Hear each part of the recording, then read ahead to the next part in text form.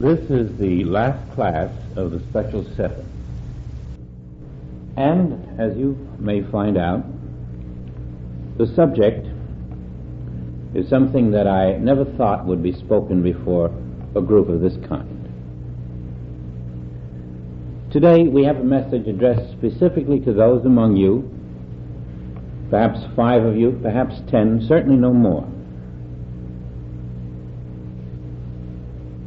This is the story of your last incarnation.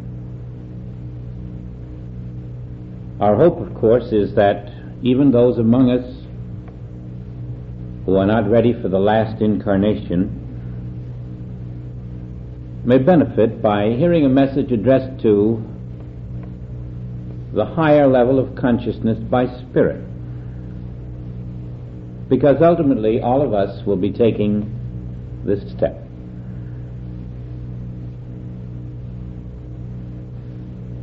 Mankind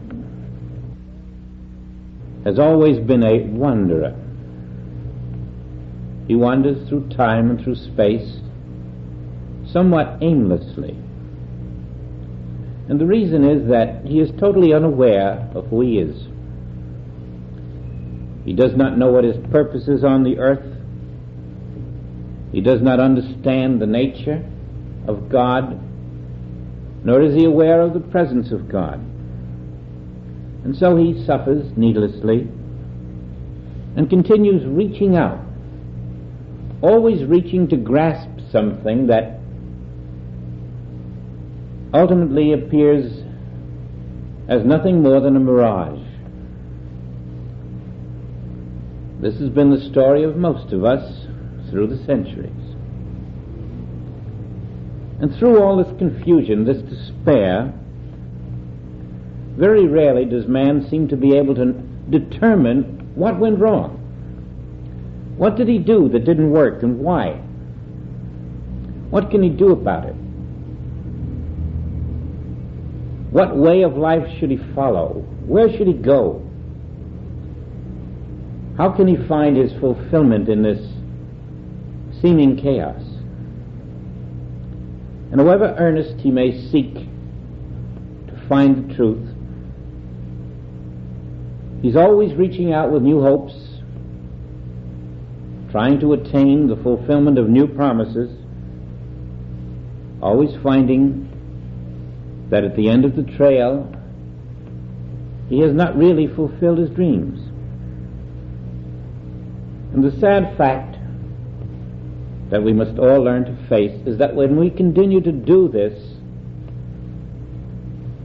we are following the path of those who do not know that this world, this very world we walk in every day, is not the divine creation. Now, most of us here are very fortunate. We have followed the spiritual path, and we have been exposed to the teachings not only of Jesus Christ, but of Joel Goldsmith. And if we accept these teachings, we also accept that our one goal on earth is to step out of the parenthesis, to make a transition out of the mirage called the world into the reality of that ever-present spiritual universe that surrounds us.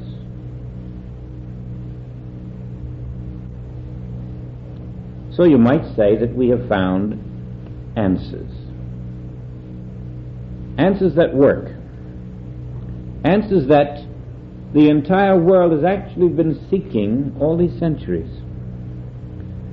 And at this moment, there are those among us who can actually say, yes, I believe this could be my last incarnation. A word of caution, of course. Even when we approach this great moment, we must realize that there are none among us who can make this major step unless we have been ordained by the Spirit, unless we have really caught the vision, the great vision of the Masters. unless we truly know deep down inside the nothingness of this world, the nothingness of the human ego, and unless we understand the methods by which universal mind fools us, deceives us, tempts us into thinking that we are mortal beings. It is for those who have caught the full picture, who are willing to devote their energy, their waking hours, their concentrated effort to attain the priceless privilege of walking in the kingdom of heaven on earth, that this class is dedicated to. That is why we call it Preparation for Your Last Incarnation.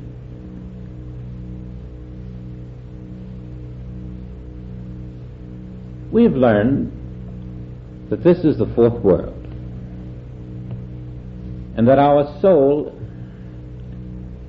is an experience that we attain only in the fifth world, and that we must relinquish all that we hold in this world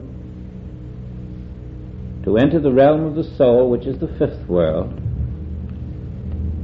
on our way to the seventh world, which is God realization. We have learned, too, that we do not have to wait to die to find a paradise in heaven, for we know that God is here now. And so, in order to prepare properly for this transition, it becomes necessary to recognize certain facts. And one is that the entire world we live in is formed and controlled by the universal mind. That this universal mind is incessantly projecting a continuous flow of material images, false images, images that even include our human bodies, and that unless we step out of this universal flow of false images, we must move directly to our graves and into reincarnation. So this is what we bear in mind as we daily practice a series of spiritual exercises or meditations, the purpose of which is to free us from the flow of world illusion, to break past karma, to deepen our consciousness of reality, to open our soul, and ultimately to release us from the lies of the world mind. This is what we are learning to do. And one of the most important meditations we can practice every day in order to do this is to step right out of this world. We must set aside a period, 2 minutes, 3 minutes, 4 minutes, at least once a day, in which we literally walk out of the world.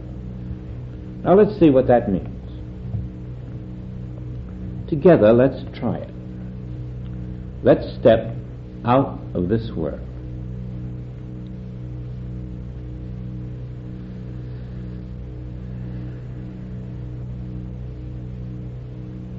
Now just let go, relax. Just forget who you are. Forget all about you. Forget that personal self.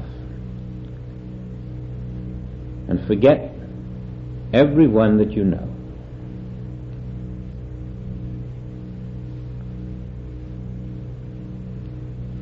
Rest in the impersonal universe. Forget the day, forget the hour, forget the place.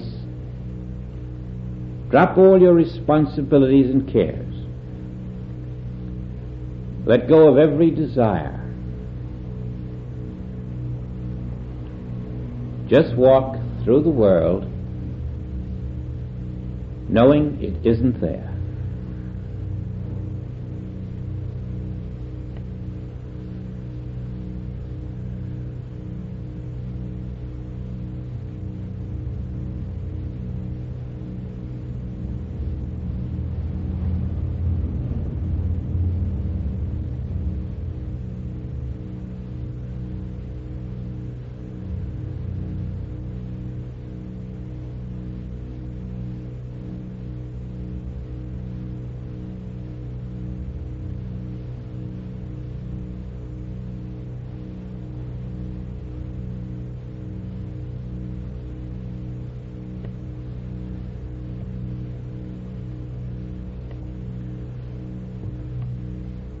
If you is not there, if the personal me is gone, you are actually walking in the kingdom of heaven on earth. The world is passing by, but you are in identity. You are standing in self, standing fast in the invisible reality of my kingdom. The imagined movements of the world do not influence you. You are not tempted, not brought back into a material sense of self. And soon we are completely relaxed, free. We feel a gentle presence. No words can describe it. There is an invisible harmony. We feel the very essence of life. Your spirit, the universe are one. As we walk now in the invisible creation, we are in the true kingdom of God where there is only one law, perfection. We are not dying creatures. We are not flesh and blood. We are not mortal. We are not encumbered by physical bodies. We are pure spirit, living under pure divine law. This is the daily liberation from the false life stream. As you surrender to it, to this pure life stream, as your human self becomes a nothingness, for you the world loses all its power,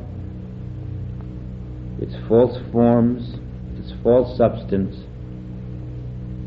and you find the dream of mortality is exposed as a nothingness.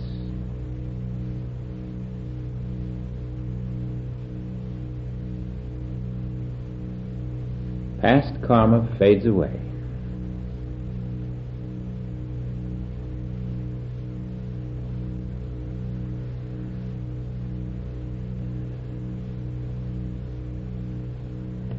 I have found this exercise a necessity at least once a day.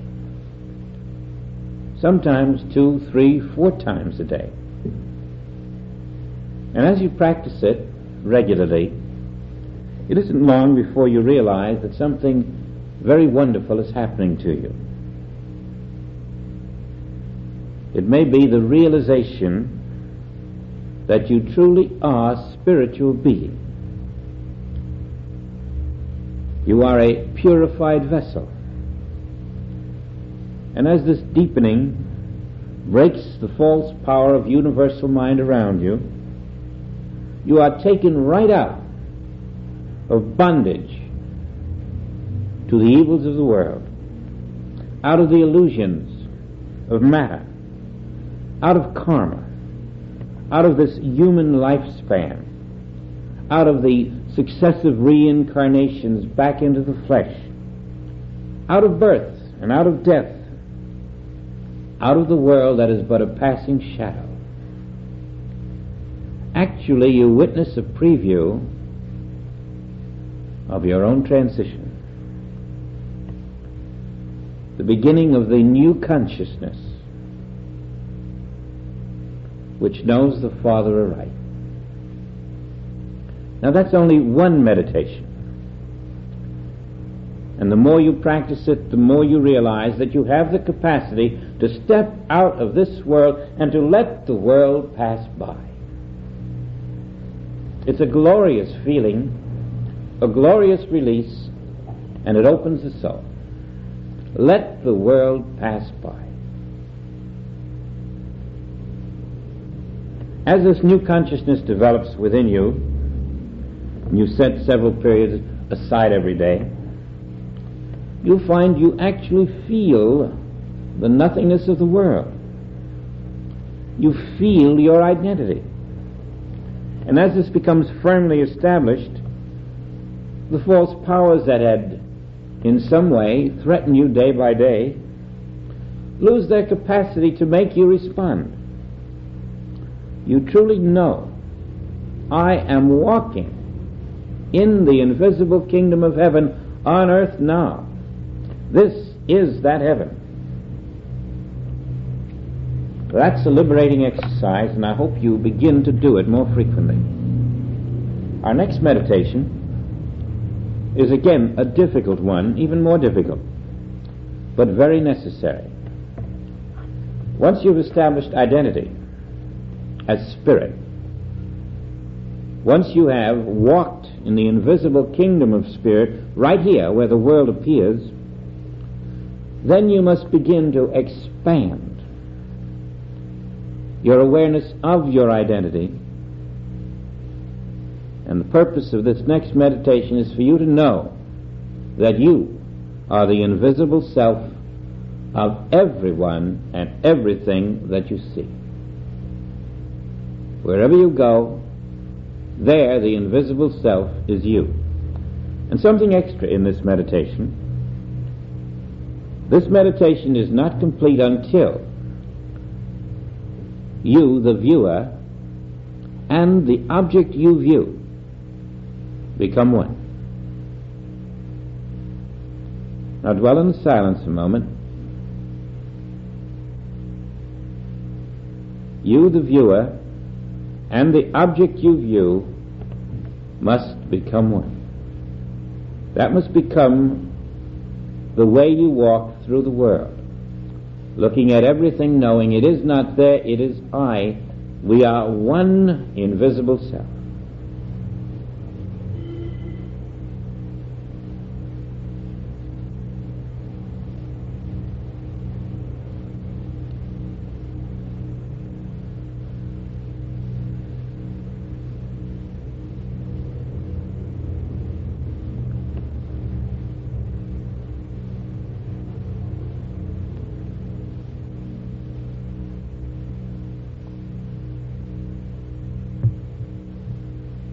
The deeper purpose of this meditation is to take you out of duality, or what is called separation.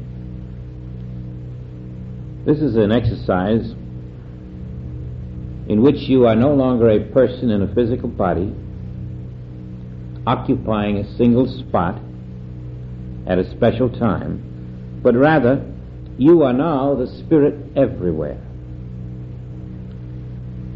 Within yourself, think of a tree. See the tree. Look at it within yourself. Now know the tree is not there. Only your spiritual self is there. See a river. Look at the river. And know the river is not there. Only your spiritual self is there. See a person. Look at that person. But don't be fooled. That person is not there. Only your spiritual self is there. You are the invisible spiritual self of every object, every person, everything, every condition that comes into your human experience. It doesn't matter what it is. Only your invisible self is there. And when you know that, then you, the viewer, and the object viewed become one. It doesn't matter where you go over this entire earth, in every tomorrow, no matter how many things you see, no matter how many persons you meet, the only self you will ever find is your invisible spiritual self. Now, the human mind cannot understand this. That is why you meditate with it. That is why you meditate with this idea sufficiently to come into an inner awareness that can say, yes, I see there is only one. That one self everywhere I am, and I must meditate upon it so frequently that when I go out into the world, this is the consciousness I carry with me.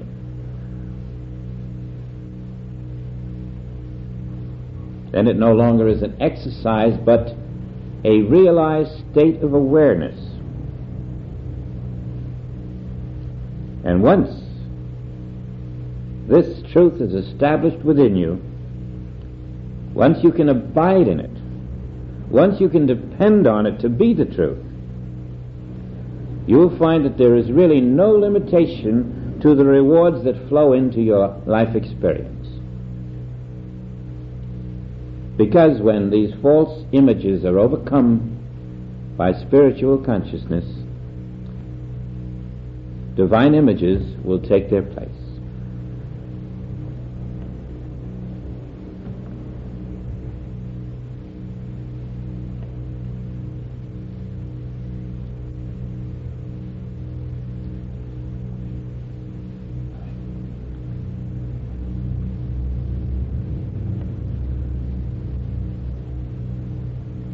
All right, suppose we open our eyes just for a minute, because we're going to go right back into another meditation.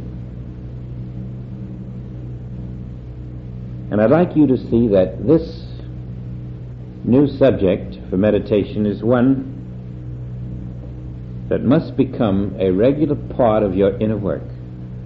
Remember, we're talking to those among you who are preparing for your last incarnation.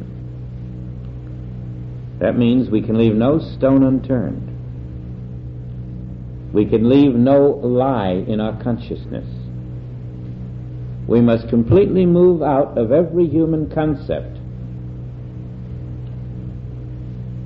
And this meditation will be about time. This isn't just a meditation for this afternoon. This is a meditation that you must learn to take into your daily consciousness. In fact, all of these are meant for that purpose. You'll spread them out perhaps over a week. You might even take one of these meditations and work with for a whole year. But ultimately, if the subject involved in every meditation opens you up as it will, the new you will be born. Now let's look at time. Not as we have ever looked at it before, but in an entirely new way.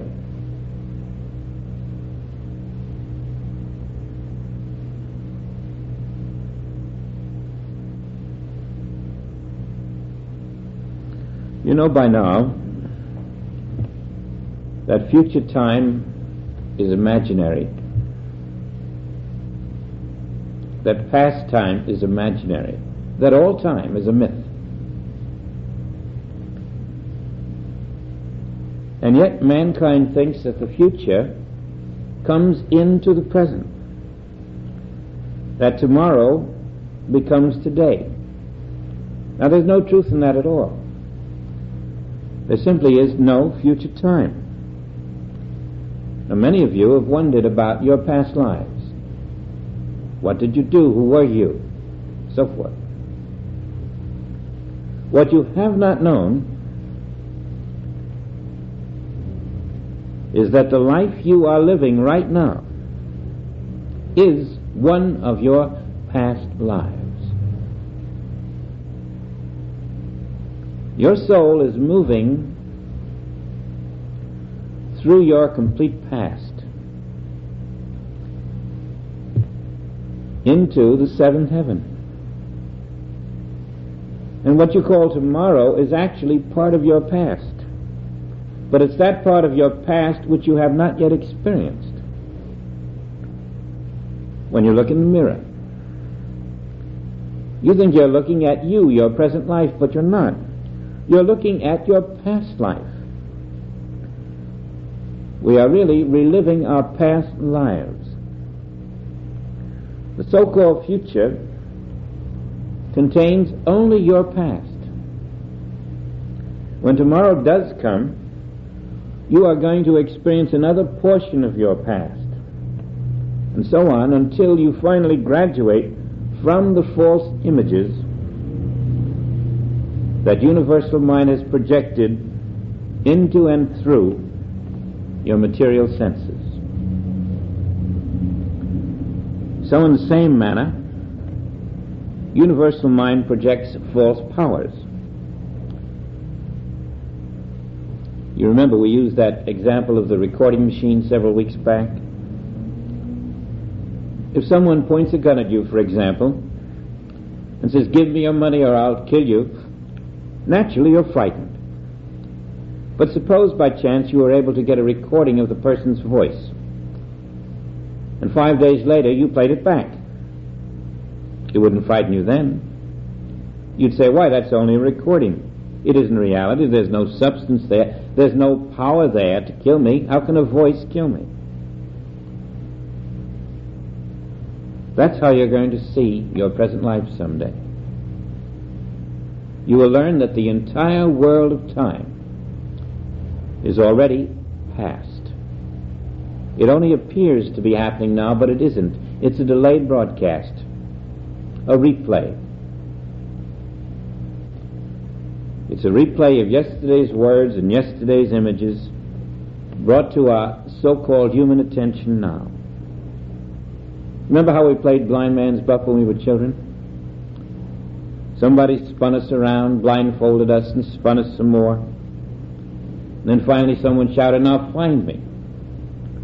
And so we moved toward the voice. We headed north, we thought, but actually we were going south. We'd been spun around so often that we didn't know one direction from another. That's how man is concerning time.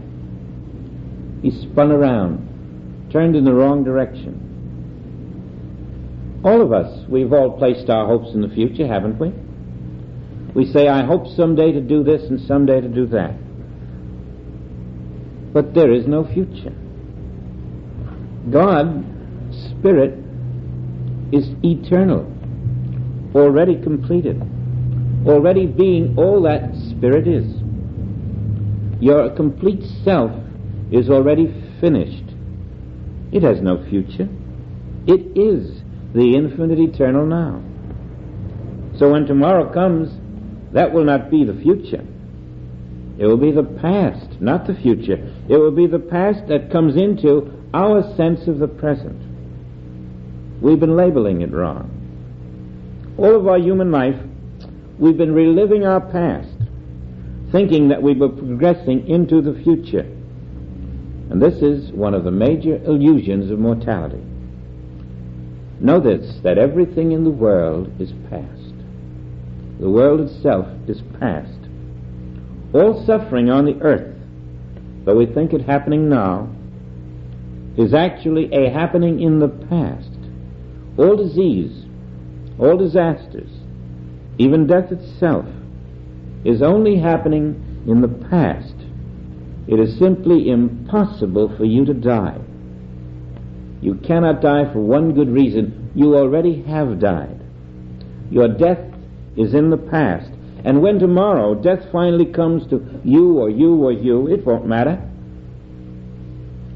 You will simply be reliving your past, the past illusion of death. All of us on earth today are walking through our past lives on the way to reality. But you never can die. All who die tomorrow will experience the delayed replay of the death they experienced in the past. What we have thought of as our present life is actually the karmic flow, the continuous flow of karmic activities, the false life stream, or what you may call the impure life stream. Not a speck of it is true.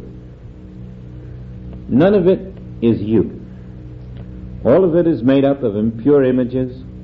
Actually, you might call them dead images, not created by God. Dead images that create an illusory ego that moves through the ups and downs of an illusory mortal lifespan. None of it is you. The beautiful truth is that you are self-complete forever. You can never die, you can never lack, you can never be limited, you can never suffer. The secret of the reality of you lies in the unchanging void spoken of in Genesis. That unchanging void is the ocean of love, the ever-present infinite universe that permeates all time and space and is the source of everything. This void is the essence of your being right now. It contains the fullness of the Godhead. It is yourself, and it contains everything that you need. Think about that. Think of this void as the divine sea of consciousness, above the realm of human thought. And learn that you can and must cross the thin dividing line between thought and consciousness, that they are not one and the same. That when you cross above thought into consciousness, you are in the realm of reality, in the realm of wholeness, of fullness. And then the power of the Father, the love of the Father, the allness of the Father flows into your daily experience. The problems that we have experienced up to now are actually our separation from this realm of consciousness above thought. The manner in which we are separated from this realm is very subtle. Consider your eyes. They see a tree. And instantaneously, what does your mind say? Your mind says that is a tree. But do you see, actually, the seeing and the thinking are one and the same. And they are simultaneous. You think what you see what you think, or with any other sense you do the same thing. Your nose, it smells a pineapple. Your mind says, that's a pineapple. You see what we're driving at? Thought and sensation are one and the same. You don't really smell, you think. You don't see, you think. You don't feel, you think. Your thoughts become the echo of your senses, imprisoning you in whatever you see or think or feel. This is your separation from divine consciousness. This is how we are all held in mental bondage in the false life stream of the mind. What was the secret of Jesus Christ, or at least one of them? He always stood consciously in the presence of God.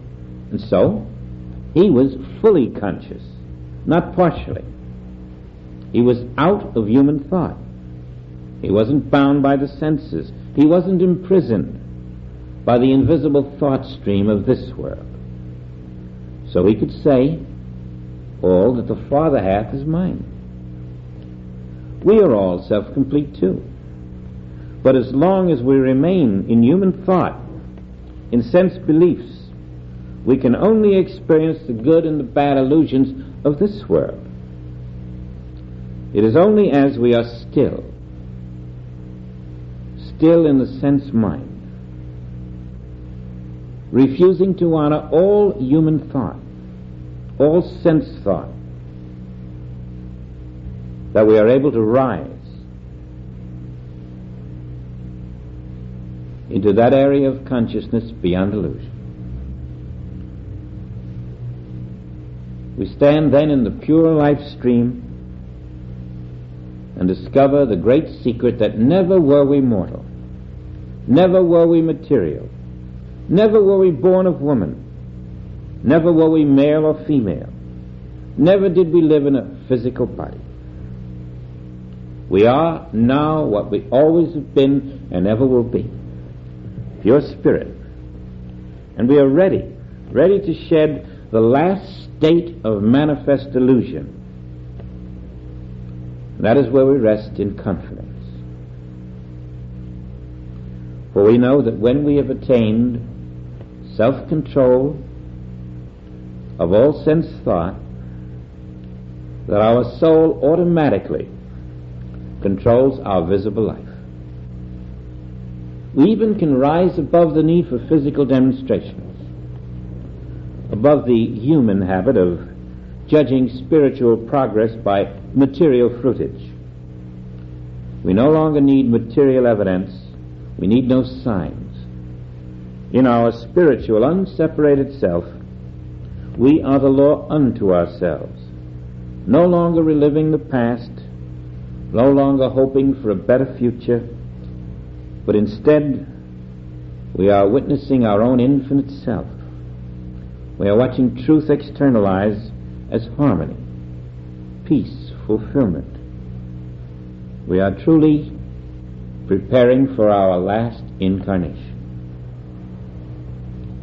Again and again, as you continue these meditations,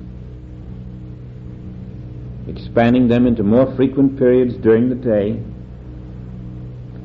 you will open yourself to the inner master, and you will be fed with divine guidance, divine bread, divine qualities, all flowing out from within you, from your own self-complete being. You will discover that your inner master governs you infallibly. In the absence of all human thought, you will live in the infallible universe governed only by perfection. These truths are going to become clearer and clearer to you as time goes by. There will come a time when you find it wise to re-evaluate your goal. You will say that I must take a second look at my activities on this earth. Let's say that you're an artist. Now, no one is saying that you should change your profession. Don't misunderstand. On the contrary, what is being said is that you must take a second look at your art. Look at your skills. Ask yourself, are you using those skills for the ultimate purpose? Re-examine not only your skills, but re-examine your subject matter. Ask yourself if you are fulfilling the divine will. Ask yourself if there are subjects that could be more meaningful in your chosen art. Are you working with the right point of view?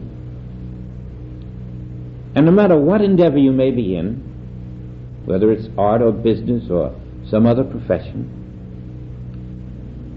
reevaluate it. Take a long look at it. Find out if you are handling your endeavor the spiritual way. And then if you are not, give your inner master a chance to reveal to you possibilities undreamed of, new viewpoints, new ideas, and let them all emanate from your inner divine consciousness. Quite a number of people have learned to do that. And if you do this with sincerity, you will discover too that when you let the fourth dimension enter the third, you are awakened to a completely new depth of self. You may even find your entire life work being brought into a new focus. So give it a try.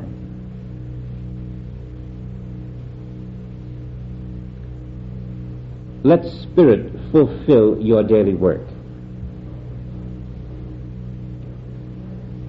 A good rule to remember is that you unfold toward whatever you accept. Another way to say it might be that if you accept truth, that is what you will manifest in your life. If you accept the lie of this world, that is what you will manifest.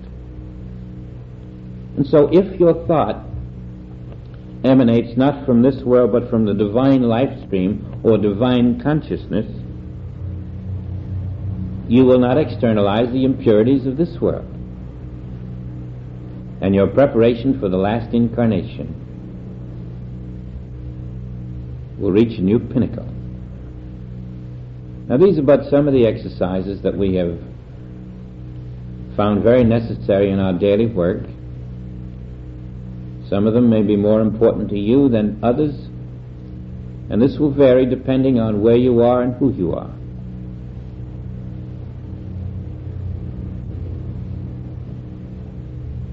Study this tape carefully. Make it a point to hear all that is spoken, put it in practice,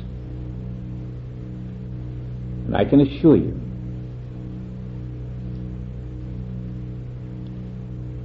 for you the last incarnation will not be a myth but a fact. We'll pause a moment.